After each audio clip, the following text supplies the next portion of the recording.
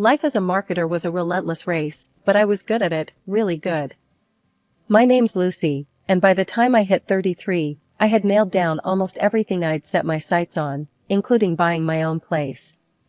Only a couple of payments left and the apartment would officially be mine. No time for slowing down, though, not even for romance. That is, until I bumped into Jack. Jack was one of those rare guys who seemed to have popped right out of some dreamy fiction, where chivalry wasn't dead. We met at a local coffee shop, both of us reaching for the last blueberry muffin.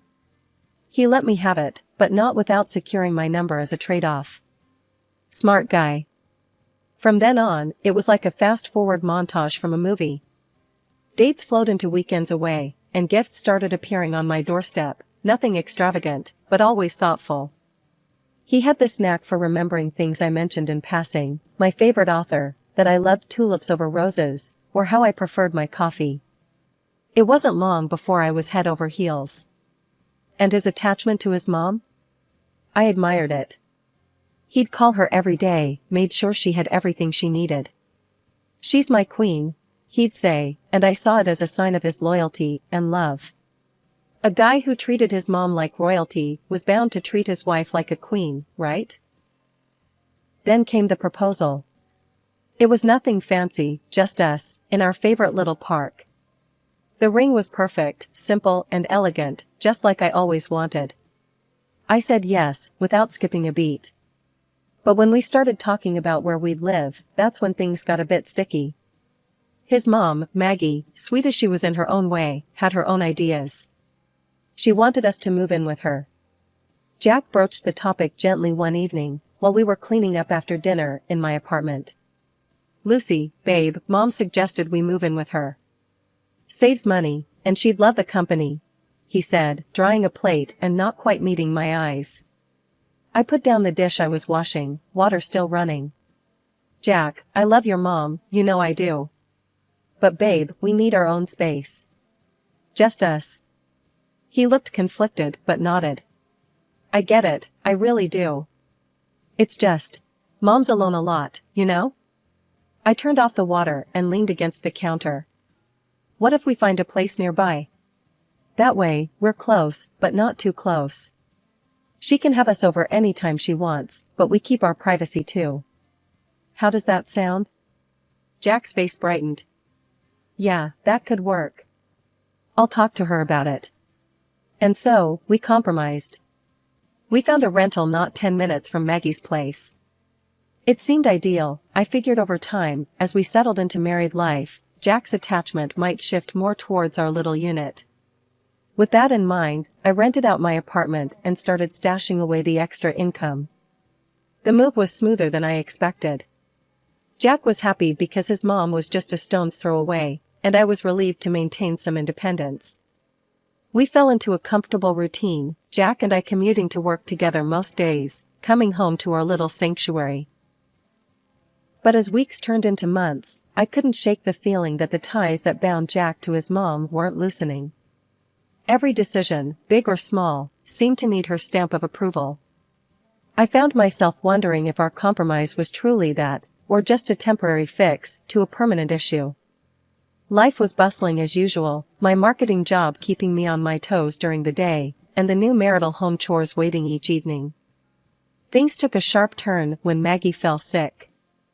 It wasn't anything life-threatening, thank goodness, but enough to knock the strength out of her. "Lucy, can you check on Mom after work? She's really not feeling well," Jack asked one morning as we were rushing out the door, his face lined with worry. "Of course, I'll swing by and see what she needs," I replied, squeezing his hand. Little did I know, this would become my new routine. Each evening, I'd go straight from the office to Maggie's. She had a specific way she liked things done, especially when it came to her meals.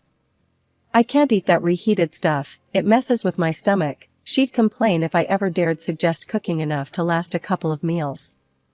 So, I found myself cooking fresh meals daily, her preferred dishes that I slowly mastered.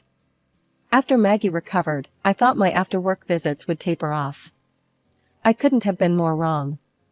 She'd grown accustomed to the company and the care.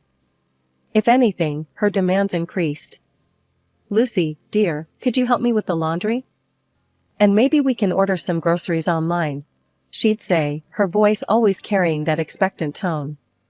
I did all that and more, picking up her orders, driving her to shops, and every beauty appointment she made. Weekends were no exception. Jack and I spent most of our Saturdays and Sundays at Maggie's, trying to make up for all the family time she missed when Jack's brother cut her off. One particularly exhausting Sunday evening, after a day filled with errands and family gatherings all centered around Maggie's needs, I collapsed on our couch, feeling more like a caretaker than a wife. "Jack, we need to talk," I started, my voice heavy with fatigue. "I love your mom, but I need some space, some time for us." Jack sat beside me, his expression tense. "Lucy, Mom's all alone. You know what happened with my brother. I can't just abandon her. She relies on us." I knew about his brother, how he and his wife had moved away, cutting off all contact with Maggie after their wedding. Torn between my need for independence and my husband's loyalty to his mother, I felt isolated. Yet, seeing Jack so earnest, so committed to not repeating his brother's path, I relented. "Okay, Jack. We'll keep things as they are for now," I conceded, trying to mask my disappointment. "Thank you, babe. I know it's a lot. We'll figure something out, I promise," he said, pulling me into a hug that felt both comforting and confining. As days turned into weeks, my after-work routine remained unchanged. Maggie's house became a second job, one that paid in tired smiles and a sense of duty. My own dreams and desires took a back seat, tucked away like the old novels I no longer had time to read. A year has passed since that conversation, but nothing much had changed. If anything, things got even more intense. Every day after work, my second shift began, cooking, cleaning, running errands for Maggie. By the time I got home each night, I was wiped out. One evening, sprawled on our couch with aching feet propped up, I broached a subject that had been on my mind for a while. "Jack, don't you think it's time we think about having our own little family?"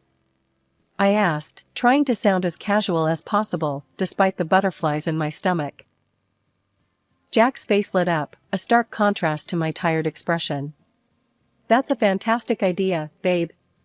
Imagine a little one of ours running around. And hey, we could buy a bigger house, move in with Mom to help out. What do you think?" The thought of living permanently under the same roof as Maggie sent a chill down my spine. I was thinking more along the lines of just us, you know? Just our little family. "We can talk about that part later, let's just focus on the baby for now," Jack said quickly, probably sensing my hesitation. I agreed, knowing we needed a serious discussion about boundaries before anything was set in stone. Despite the unresolved living situation, we told Maggie about our plans to try for a baby. Her smile didn't quite reach her eyes. "A baby, huh? That's wonderful.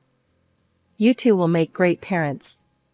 Her tone was flat, and I couldn't help but feel a pang of guilt, wondering if she felt like we were trying to replace her with a new family member.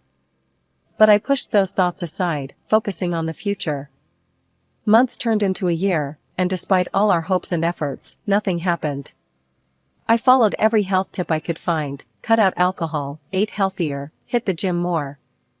Still, no baby. Worried, I booked an appointment with a specialist to see if something was wrong. Sitting in the sterile clinic, after countless tests, the doctor finally had some answers. "It's unusual, Lucy, but your blood work shows elevated levels of a hormone found in birth control pills. Have you been taking any form of contraceptive?" I stared at him, bewildered. "No, absolutely not. We've been trying to conceive. Why would I take birth control?" The doctor looked just as confused as I felt. "It's definitely odd. If you're sure about not taking any contraceptives, this shouldn't be happening. Sometimes, prescriptions can get mixed up." I thanked him, my mind racing as I left the clinic. The drive home was a blur. How could this be happening? I'd been so careful with everything, checking and double-checking everything I consumed. Did someone tamper with my medication? The idea seemed ludicrous, but desperation and confusion clouded my thoughts. That evening, as per usual, I was at Maggie's house, cleaning up after dinner when I noticed something that made my heart stop. An empty package of birth control pills peeking out from underneath some other trash in the bin. The room spun a little as I pulled it out, examining it. This had to be a mistake. "Maggie, can I ask where these came from?" I said, holding up the blister pack for her to see. My voice was calm, but inside, I was anything but. Maggie glanced over, her face draining of color as she saw what was in my hand. "Oh, those? I don't know, must be old," she stammered, looking anywhere but at me. "That's funny, because it looks recent. And I just found out I've been having birth control in my system. Been wondering why we couldn't get pregnant," I said, each word sharper than the last, watching her closely. The air felt heavy, thick with tension as Maggie shifted uncomfortably in her chair. "Lucy, you have to understand, I..." "Understand what, Maggie? That you've been messing with my life? My marriage?" The shock was giving way to a burning anger, my voice rising despite my attempt to control it. Maggie sighed, a long, weary sound. "It's just, if you had a baby, then you'd stop coming around as much. Jack would stop. I can't lose him too, not like I lost his brother," she confessed, her voice cracking with emotion. "So you decided to play God with my body?" I was incredulous, feeling the sting of betrayal from someone I had trusted, someone I had cared for. "I'm sorry, Lucy. I thought I was protecting my time with my son. That's all." Her apology sounded hollow, doing nothing to cool my anger. I didn't have it in me to argue further. I left her house, a storm of emotions brewing inside me. At home, I waited for Jack, rehearsing the conversation in my head. When he walked through the door, I didn't waste a moment. "Your mom has been replacing my vitamins with birth control pills. That's why we couldn't get pregnant. I found the pack in her trash." I blurted it out, the words tasting bitter. Jack froze, his expression one of confusion that slowly morphed into disbelief. "Mom? No, she wouldn't. She admitted it, Jack. She did it because she thought we'd stop visiting if we had a baby." After a moment of tense silence, he sighed, running his hands through his hair. "Lucy, I know it sounds bad, but, you know Mom's been alone a long time. She was just scared. Can't you see that? Please don't be mad at her." "Mad? Jack, she violated my body, our trust. How can you just stand there and defend her?" I couldn't believe what I was hearing. It felt like the world was upside down. "I get it, it's messed up. But she's my mom, Lucy. We can get past this, right? Let's just forget it happened and move on," he said, almost pleading. Forget it happened? As if it were that simple. But I saw in his eyes that arguing would get me nowhere. From that day, I kept a vigilant watch over everything in our home. No more unsupervised visits to the medicine cabinet for Maggie. 2 months later, despite the odds, I found out I was pregnant. The joy was tempered by caution, given the recent betrayal. When we told Maggie, her reaction was as cold as ice. "That's nice," she said flatly, then immediately asked about dinner plans as if nothing significant had been shared. Prepping for the birth of my baby became my new project, as intense as any marketing campaign I'd ever run. I signed up for prenatal classes, eager to learn everything I could about bringing my baby into the world as naturally as possible. Yet every class was a sharp reminder of my solo journey. Couples filled the room, hands entwined, while I sat alone, my chair next to me painfully empty. Jack made excuses for every session. "Babe, you know I've got so much on at work, and Mom needs me tonight." Or, "I'm just not up for it, you know how these things make me feel." It was always something. Feeling more and more isolated, I threw myself into planning for the birth. I chose a clinic specializing in natural water births, located outside the city, known for its serene environment and expert care. It wasn't cheap, but I had been saving every penny from the rental income of my apartment. This was about bringing my baby safely and peacefully into the world, and I wasn't going to cut corners. One evening, while dining at Maggie's, the conversation inevitably turned to finances. "You know, Lucy, I heard those birthing centers cost a fortune. Why waste money when the hospital here does just fine?" Maggie said, her tone more accusing than curious. I took a deep breath, trying to keep the irritation from my voice. "It's not a waste if it ensures the health and safety of your grandchild, Maggie. I've got it covered." Jack, who had been half listening, suddenly tuned in. "Covered? How's that?" "Well, I've got a reserve account from the apartment rental. It's more than enough to cover the costs," I explained, a bit reluctantly. Maggie's eyes sharpened, her interest visibly piqued. "Oh, you've been saving up? That's good foresight." I nodded, feeling their gaze heavy on me, knowing I might have disclosed too much. Quickly, I steered the conversation elsewhere, discussing potential baby names to divert their focus. Despite the ongoing stress, I continued my solo visits to the prenatal classes, each time returning a little more empowered but also a little lonelier. The clinic staff was supportive, and I often stayed back to ask questions about the birth process. Each visit made me more certain of my decision: this was the right place for my baby to come into the world. With the countdown to motherhood ticking ever louder, I decided a short trip to visit my parents in their city was just what I needed.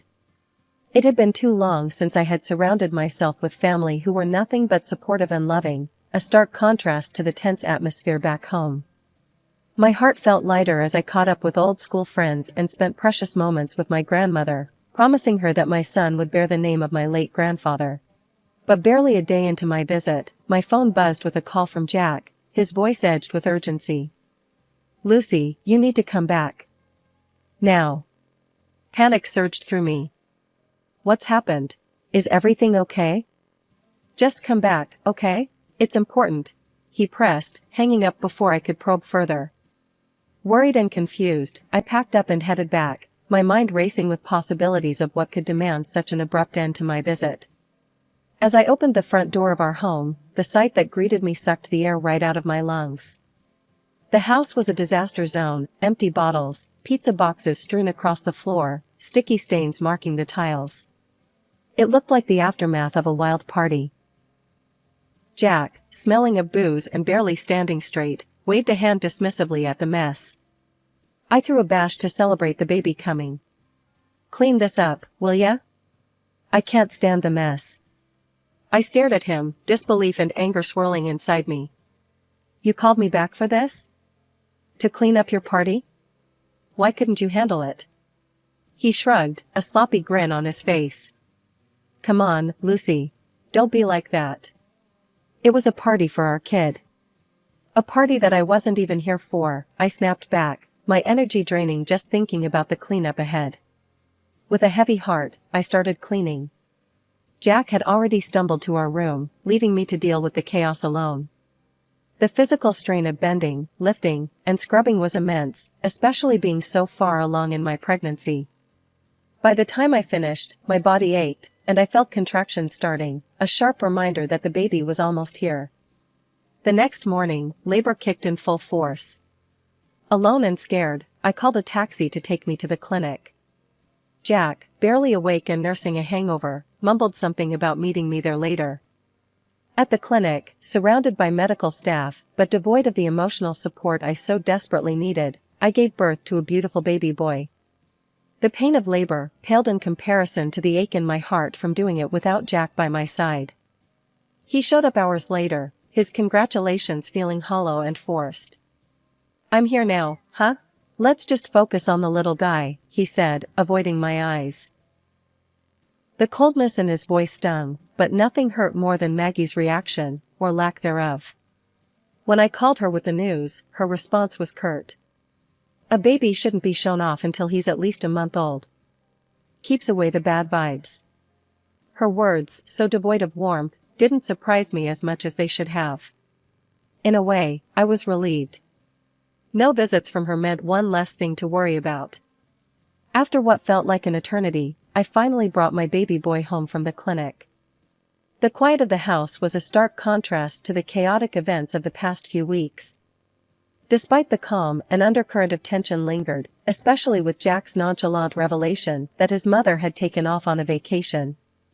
A few days into adjusting to motherhood, I received the clinic bill. My heart sank when I saw the balance due, $5,000 more than what the insurance covered. Confident about my financial backup, I logged into my account to transfer the funds, only to find the balance shockingly low. Way below what should have been over $50,000. Panic set in, my breaths quick and shallow. Dialing Jack with trembling hands, I braced for his explanation. "Jack, there's hardly any money left in the reserve account." "What happened?" His reply was casual, dismissive almost. "Oh, yeah, Mom needed some cash for her vacation. You know, to unwind and all." "Jack, are you telling me you gave our savings, over $40,000, to your mother?" "It's our son's future, Jack." "How could you?" My voice rose, a mix of disbelief and rising anger. "Babe, come on. You're blowing this out of proportion. And anyway, you stopped cleaning up at Mom's place, she's tired." "She deserves some fun," he retorted. That was the final straw. His words echoed in my ears, each one chipping away at the last vestiges of patience I had for this marriage. By evening, I was sitting in front of a lawyer, divorce papers spread out in front of me. When Jack saw the papers, his reaction was not what I expected. No anger, no sadness, just a resigned, almost relieved, "All right then." He signed them with a steady hand, grabbed his coat, and left without another word, heading straight to his mother's place. Feeling a mix of liberation and deep sorrow, I decided it was time for me and my son to leave, at least for a while. We went to my parents' house, where I was greeted with warm hugs and soothing words, a stark contrast to the coldness of my now strained marriage. "Lucy, you need to talk to Jack's brother," my dad suggested one evening. He went through something similar with Maggie. Hesitant but curious, I reached out to Jack's estranged brother. The conversation that unfolded was eye-opening. He told me about how Maggie had tried to control his wife's inheritance, how it tore their marriage apart until he chose his wife over his mother. Maggie had cut all ties with him in retaliation. "Lucy, she won't change. I learned that the hard way. You've got to look out for yourself and your kid," he advised, his voice heavy with the weight of experience. Hanging up, I felt a mix of emotions swirling inside me. Jack had chosen his mother over our family, just as his brother warned might happen. The realization was painful but clear. The final straw had been pulled, the last line crossed. I stood in the police station, a mix of resolve and nervous energy swirling through me as I detailed everything to the officer on duty. My voice was steady, though my hands trembled slightly. "My husband transferred money from my account without my knowledge, and I believe he forged my signature to do it." Over the following weeks, a full investigation unfolded. It revealed not only had Jack forged my signature, but he had also given his mother access to the funds. The evidence was undeniable, and eventually, both were charged. In court, Jack's face was unreadable as the judge handed down their sentences. Both received suspended sentences for their crimes. Jack was also ordered to pay alimony for our son, ensuring at least some financial stability for our future. I reached out to the family of Jack's brother, driven by the conversation I had with him. They welcomed me with open arms. It turned out they were nothing like the monsters Maggie had painted them to be. Their warmth and acceptance were a soothing balm to the wounds left by my former in-laws. One sunny Saturday afternoon, as our children played together in the backyard, Jack's brother, Mike, threw a couple of steaks on the grill, and his wife, Sarah, handed me a chilled glass of lemonade. "Lucy, we're just glad you reached out. Mom, she can spin quite the tale," Mike said, flipping the steaks with a practiced flick of his wrist. Watching Danny laugh as he chased after his cousins, a sense of peace settled over me. "Thank you, both. It means the world to us to have family like you." As the kids tumbled around, their laughter filling the air, Mike leaned over and said in a conspiratorial tone, "You know, Mom always did like to be the center of the universe. But around here, it's just simple family life. No drama." "Exactly what we need," I responded, smiling at the simple truth in his words. Our gatherings became a regular thing, our children bonding as cousins do, forming connections that promise to last a lifetime. The holidays were particularly full of joy, the kids' excitement contagious, making each moment a bit brighter.